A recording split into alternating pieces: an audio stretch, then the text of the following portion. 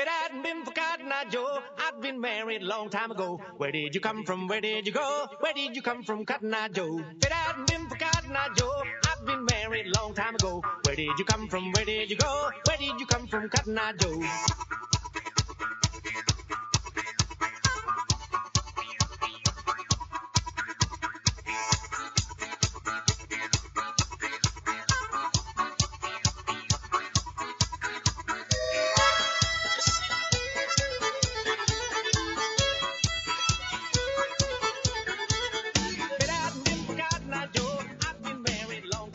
Well, hi, y'all. Hello, and welcome to Duck Dynasty. We are the wives, and our men, they must be off hunting or something. I'm gonna think that's very true, Lauren. Hunting ducks. That's right. Well, Lauren, there's about two things in this world that I know. The sun rises in the east and sets in the west. And no problem, big or small, cannot be solved with a nice cold jug of sweet tea. Oh, Lordy, that is right, my friend Elise. But you know what, Lauren? What's that? I don't know about anything else pretty much in this whole world. Oh, you silly goose, or should I say duck. We've got news and sports coming right up for you on second edition Duck Dynasty. Will there be edition. hunting involved in this second edition? What kind of question is that? Does the sun rise in the east and set in the west? It I sure think so. does.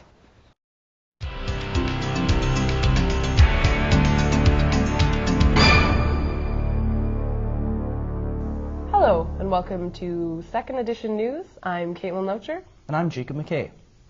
Oilers fans face more disappointment this month as negotiations about the new downtown arena grind to a halt. Edmonton City Council has voted to cease talks with Oilers owner Daryl Cates. The decision occurred after Cates refused to participate in a public meeting with City Council members to discuss the rising costs of the new arena. The project was originally budgeted at $450 million in 2008, but after 4 years of negotiations, the cost has reached over $700 million. While Cates has remained relatively tight-lipped on the issue, there is no shortage of opinion from fans. The city would be crazy not to do it, not to build the arena, because nobody else is going to come out of nowhere and put $100 million towards something. City councillors don't want to abandon the new arena entirely. However, they hope the Seas will eventually revive negotiations. Alberta is facing a detrimental labor shortage in the trade industry. The current majority of employed tradesmen are fast approaching retirement, leaving an estimated 190,000 jobs open by 2019. For trade students, this provides precious time to further certify their skills.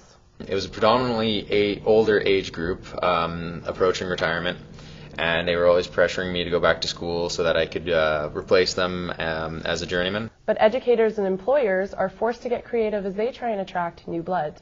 NAIT will do its part with a one-day symposium at the Shaw Theatre on October 27th. It is open to all students and trade representatives to brainstorm for solutions to the rapidly approaching labor drought. NAIT proudly hosted their annual open house over the weekend. The open house took place Friday and Saturday, giving a first-hand look at exactly what NAIT offers.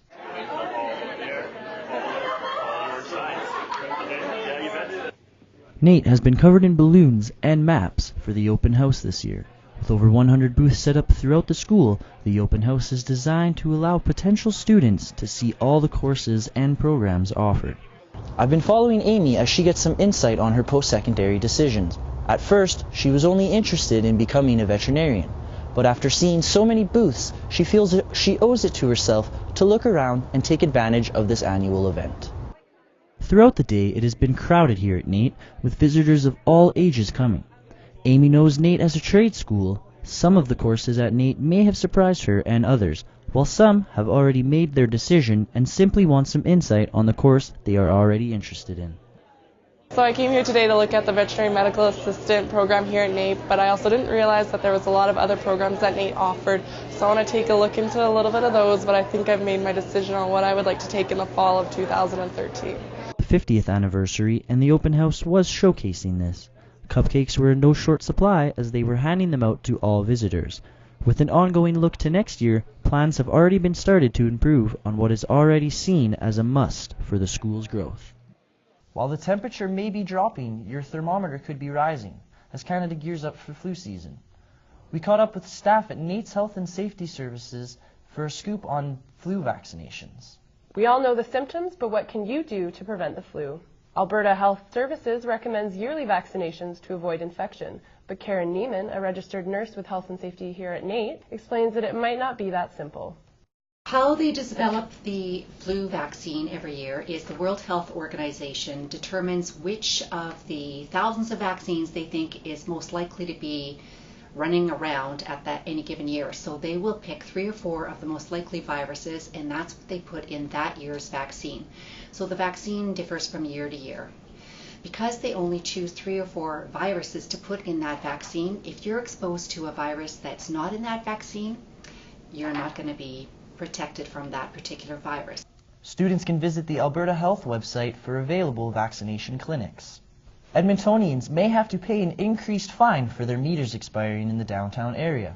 Currently, a fine is $35, but City Council believes the punishment should be greater. With over 50,000 meter violations last year, they feel a pricier ticket can cut numbers down.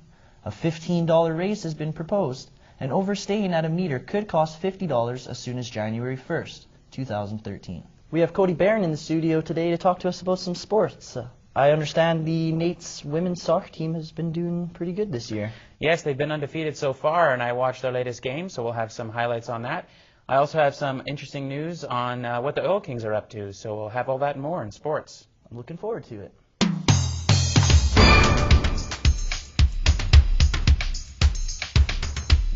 The NAIT Ooks women's soccer team played against the Concordia Thunder on Saturday, and the game proved to be an exciting one. Even though it was cold and windy, parents and fans turned out to cheer on the Ooks as they took on the Thunder. With the Ooks being undefeated for the past 10 games, the tension was high to bring home a victory. It seemed like no matter what the Ooks did, they were just unable to get on the board, letting the Thunder take the lead of 2-0. Until a kick from the sidelines opened the door for number 11, Kelsey Arrott, to get the Ooks back in the game. With the time ticking down, the Ooks were going all out to try and tie it up. Unfortunately, even with all that, the Ooks were unable to come back, making it their first loss of the season, with a final score of 2-1. But the players still held their heads high and went on to win their next game on that Sunday against the Grand Prairie Wolves. With NHL hockey at a standstill, the NAIT Ooks are still playing hard. The NAIT men's hockey team have been celebrating their recent blowout victories, which has their head coach feeling very optimistic. Well, we've had a good start to the season. We've had 2 weekends. We played Keano the first weekend. We got 4 points out of that weekend, and then we just came back from Briarcrest, our first road trip of the year, and we're successful in those 2 games as well. So, we won the games that we needed to win. We got the 8 points that we needed to win, brought those home. So, it's been a good start to the season. Their next game is on October 26th at NAIT against Concordia, and with the lockout always on hockey fans' minds, the question is whether it has affected the players at all. No, definitely not. You know what? There's always that high level of passion. Our players are playing this game because they really enjoy it, and they've made a commitment to not only focus on hockey but also on school. The fact that there's an NHL lockout, I think, they might focus a little bit more on their own hockey. The Oil Kings and Edmonton Police have teamed up for a new youth mentorship program. Go! Good job. Let's fly on. Underneath. Good job. Ooh. Keep going. 10 burpees. On Tuesday at Ross Shepherd High School, the program was put into practice. We're finding a lot of youth at this age really don't know what they want to do. And the problem is with an organization like ours, and I think fire organizations like the Oil Kings and other teams, athletics, things like that, 16, 17, 18 is a big age group to state whether or not who's going to be doing the right things, the wrong things. All the mentors are ex-hockey players. Each member of the Oil Kings are paired up with an Edmonton police officer who will provide a glimpse into the kind of work they conduct on a regular basis. Students from Ross Shepherd were put through some officer skills challenges in order to get the students thinking about their future aspirations. Oil King players feel like the partnership with the police is a good fit. Really cool programming. I don't think anybody's has been a part of this anywhere else, and I mean it's a different experience, and it's definitely nice. Besides the obstacle course, the students were also shown how to locate illegal items that would be found while searching a vehicle. which was a unique experience that gave the students insight on the realities of what can happen with a run-in with the law. With Lance Armstrong being stripped of 7 Tour de France medals, it has sparked some outrage from the cycling community. He's done a lot for the bicycle community as a whole, so I mean, I think he deserves all the medals that he's won because he did do hard work to get to that point. Even just the inspiration that he's given to a lot of people as far as cancer goes, or any other disease really for that matter. Like that alone, he deserves all the medals that he got. So I strongly disagree with him getting his medals taken away. He lost all 7 medals. Yes, he did. It was quite controversial, and I'm sure that's not the last we'll hear of it. Well, that's everything for Second Edition News. Thanks for tuning in, and we'll see you next week.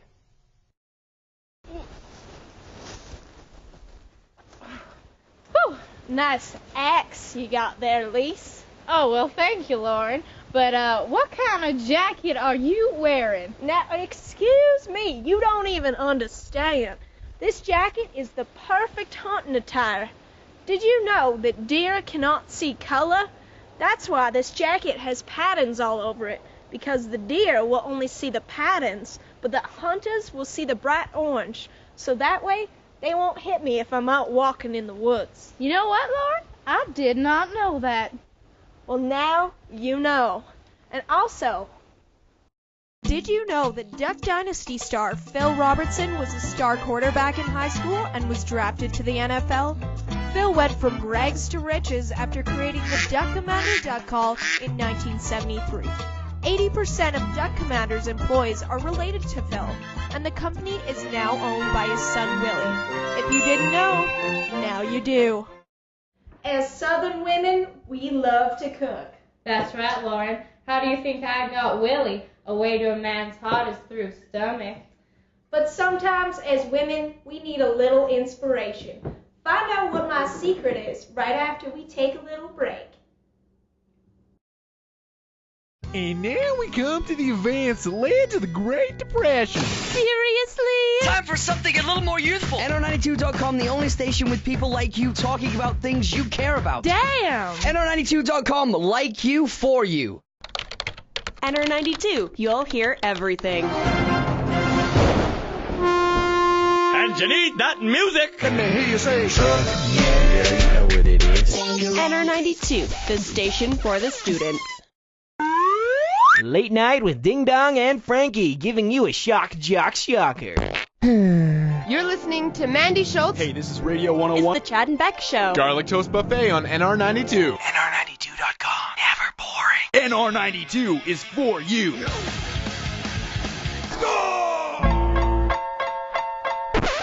Oh, Romeo, wherefore art thou? NR92 is you. NR92, for the students, by the students. Hey! Don't! Listen to NO92. We play everything. NO92. We play a mix of what you want to hear. NR92.com, a station for the students, by the students. Having a bad day? Tune into NR92. We'll take you on the ride of your life. NR92.com, the station for the students, by the students. NR92. Share your voice and your choice. NR92. Share your voice. NR92. NR92. Share your choice. NR92. Station for the students. It's time to escape. Bust out of your funk with NR92. Entertainment to help you escape boredom. Escape boredom with NR92, the station for the students.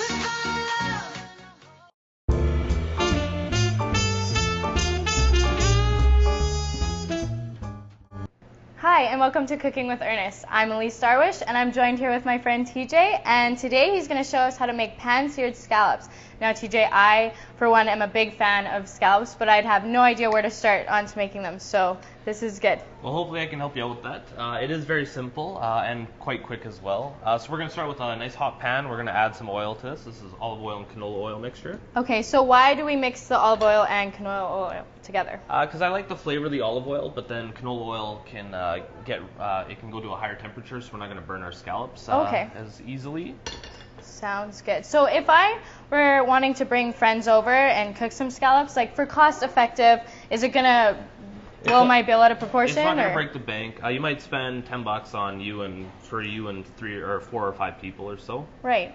So pretty easy to do for an appetizer. When you do clean your scallops, you want to take this little muscle off here, which is called the beard. Okay. You want to take that off, and then we're just going to pat dry our scallops so that they're not wet and they're going to sear really nicely as well. Right. So why do we take that beard part off? What does that do? It's really tough, and especially as you cook it, it's going to firm up as well. Okay. And it's just not desirable to chew on. So we're going to put in here, we're going to, right on the oil, nice hot pan. We'll season it with some salt and pepper, if you can do that. Absolutely. Some salt over here, over shoulder. Yes, exactly, for good luck. And some pepper. A little pepper in there.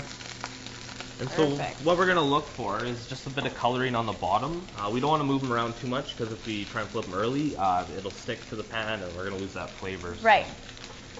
But as you can see here, we got a little bit of brown there. So we're going to turn it over here. And searing the scallops is going to sear all that juices in there, so it'll be really nice and juicy. Perfect. As well. It smells delicious. Mm-hmm. Yeah. So, what kind of dressing would I add with this if I wanted to do something citrusy or something like we have right here? We have a raspberry vinaigrette we're going to use today. Awesome. Well, thank you so much for showing me the basics of this. I will definitely use this recipe in the near future. And that's Cooking with Ernest. Thanks for joining us today.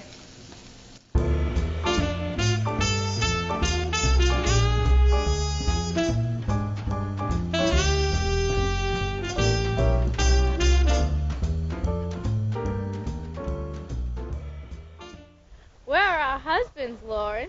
Well, they're off hunting right now, Lise. I know nothing about hunting. Well, we actually got some great tips coming up for you, so you can be a real hunter, just like one of our husbands off Duck Dynasty.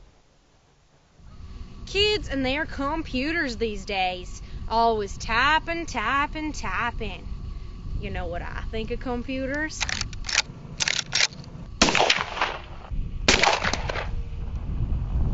Before I blew a hole straight through this here computer, I did learn one thing from it. Now, before I shot that computer, I did find one website that was extremely helpful. You might want to get into hunting and thinking, I don't know what to bring. I don't know what to pack. Don't even really know what a gun is. Let me show you. You just type in ca.wholesalesports.com. At the top of the page, there will be a bar that says hunting. And under that bar, there will be a hunting checklist. Click on that. There's 3 columns. It says things most people remember, things most people forget, and things to consider. My favorite one is duct tape. Duct tape can fix almost anything, and duct tape is everyone's friend. I hope you found this website helpful. Happy hunting. As reality show wives, we lead very busy lives. That's why we need some much-needed time to put our feet up. I reckon we should watch a movie. What are you thinking? Well, I don't know what movie to watch, so I'm just going to watch the movie review instead. Today's movie is Joe Dirt. You're gonna see much scenes and maybe much fun, but I'm gonna let you this for a second. Here we go. Don't forget the trailer. Don't forget the trailer. No, don't forget that. What? I'm a rocker through and through. Turn it up. Here's my favorite bands: AC/DC, Van Halen, not Van Hagar, Skinner. Released in 2001, Joe Dirt, played by David Spade, is a mallet-wearing, mop-twirling, white trash janitor. Having been through many wacky adventures, including those involving a crocodile, the Grand Canyon, and Buffalo Bill, he's persuaded by a curious DJ to share his life story over the radio in hopes of finding his long-lost parents. His family ditched him. Dad! Mom! Where are you? I'm looking for my parents. I lost them at the Grand Canyon when I was 8. They ditched you, Joey. I don't like it. Why? Because this is very stupid, ridiculous, I don't understand the storyline, then it is not worth, for example, to stay a long time to see that bad jokes and ridiculous comedy. I didn't laugh either, Amor. I didn't think it was funny. I think David Spade is annoying. I give it 1 crushed beer can out of 4. I give it 3 out of 10. And that's your movie review. See you next. Dear Lord, we want to thank you for all the things we learned today. For Joe Dirt, for Sweet Tea, for Lauren and her orange blaze jacket. Lord, please shut her up. I want to say thanks for news anchors and the sports anchors and the whole second edition Duck Dynasty team. Thanks for pan-fried scallops and hunting websites. And Lord, help those poor Team B members and their magical sorcery airing this time next week. They'll need it.